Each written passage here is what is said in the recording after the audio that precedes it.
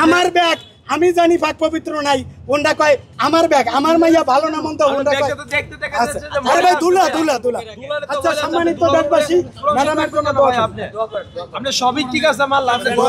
আচ্ছা ভাই এখন এইটা হেলমেটের উপর রাখি এটা আপনার মাথার উপরে রাখা উচিত কেন হেলমেটের উপরে হেলমেটে ময়লা হিসাবে থাকে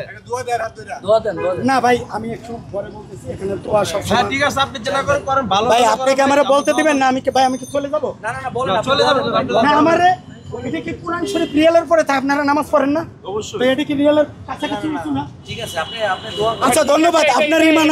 আপনি এখানে ঈমান দেখান কোরআন শরীফ আর আউল ফাউলের বিরুদ্ধে কিছু বলে দেন সিদ্দিক ভাই আমার কথাটা শুনেন আপনার পাশে ফুটপাত আপনার যে ব্যাগ সেই ব্যাগের তুলনায় ফুটপাতের উচ্চতা কিন্তু অনেক উঁচু এবং সেখানে কিন্তু মানুষের পা আছে সেখানে কি আপনি কোরআন অবমাননা করছেন না এই প্রশ্নটার উত্তর দেন কোরআনের জন্য হিন্দু থেকে মুসলমান হইছি আর অবমাননা আনেন আপনি আবুল ফাউলের কাছে যায় বলেন কোরআন অবমাননা করে নাউজুবিল্লাহ এই কোরআনের জন্যই তো আমি মুসলমান হইছি কোরআন ধারণ করে গীতা মিতা সব থুইয়া এই কোরআন ধারণ করছি